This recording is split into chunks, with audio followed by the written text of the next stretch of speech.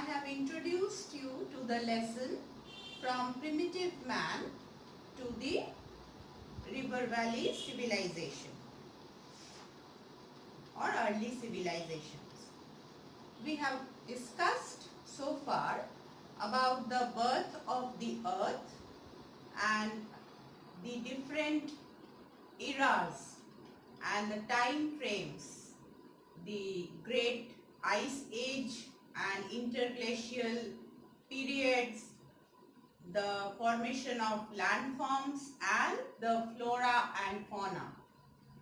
Today I am going to discuss about the evolution of human being. Now, the famous scientist Charles Darwin has given this human evolution in the theory of evolution that all species on this earth have emerged from a common ancestor, that is super family. That means basically we know that the man comes from the ape family, monkey family. So this ape family, ape is a different category, and hominids, man, humans, where from humans have emerged, the ancestors of the humans, they are known as the hominids. And both these categories, they belong to the super family. Their ancestor, hominids as well as the apes, both belong to the super family species. And these hominids we categorize in different names based upon their appearance on the earth. The scientists have discovered by various experimentations and methods, applying different methods, as far how long these species have been on this earth. The fossil remains have been found and they have been studied, and the scientists have given us the tentative time frame as for how many years ago they have appeared. So accordingly we get the names Egyptopithecus, Ramapithecus, Australopithecus. Now first Egyptopithecus, then Ramapithecus species, and then Australopithecus, which is the most important one because the fossil remain have been found of a child which was named as Lucy, and the skull, it has been found in the Olduvai Gorge in Tanzania in Africa. So it has been established proof that man has first appeared on this earth in the continent of Africa. Now the hominids, different categories of hominids have appeared. Australopithecus was the most important, and we have found the skull of a child named Lucy in the Olduvai Gorge in Tanzania, Africa, which has appeared near about 5 million years ago. Now next comes the hominid category, Homo habilis. This fossil have also been found in the Olduvai Gorge, Tanzania, and they have appeared about 2.3 millions to 1.7 million years ago, and it has been this Homo habilis. This word actually means skillful man. Why skillful man? Because with the we have found different stone tools. It has been an established fact that this category of hominids, they knew the use of their hands. They have actually prepared the stone tools, and they have used them. They have made them and they have used them. So that is why they are known as Homo habilis, which actually means skillful man. And they have appeared in the Olduvai Gorge region in Africa about 2.3 million to 1.7 million years ago. And they were both meat and plant eaters. After Homo habilis, another developed species of hominid has been found. The remains had been found. They are termed as Homo erectus. Now, all the animals, we know that they have 4 limbs, and they are all crawling on the earth surface. They don't have their shoulders open. Now this has happened with man. The evolution has actually happened with man. Like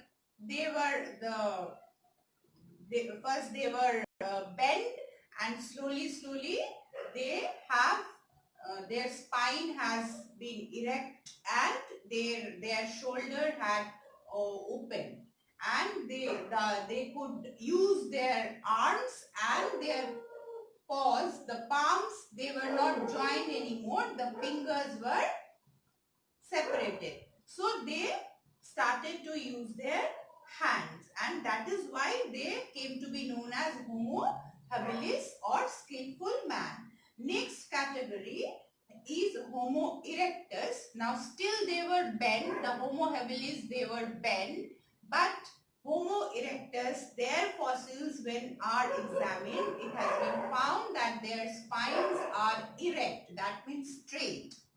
So the Homo erectus actually means upright man. Upright means straight. So they have appeared about 1.7 million years ago and continued to be present till 10,000 years ago. And because their fossil remains had first been found in the island of Java, we named this species of the hominid as Java man. And almost all these hominid species, they have all appeared first in Africa. From there they have migrated to the continent of Europe and Asia. After Homo erectus, we have found the fossil remains in the year 1929 in a cave near Peking in China. That is why this kind of fossils or the category of hominid, they are known as the Peking man. And along with the stone tools and the fossil remains, there had been found the burnt bones. The remains of burnt bones of the animals have also been found near their fossils in the cave. So it is a known fact now that the Java man or the Homo erectus, they knew the use of fire. Now they were basically the hunter-gatherers, and the similar fossils have been found in the Heidelberg in Germany also. So Heidelberg man also, they can be known, but since their fossils were found first in Peking, so they are known as the Peking man. Now, next category, hominids are known as Homo sapiens. That means intelligent man. Now, students, Homo sapiens or the intelligent man, they originated also in Africa in about 1 million years ago, and from there they had migrated into the continents of Europe and Asia. Now they were supposed uh, to be living in groups. Socialization had started from this level of hominids.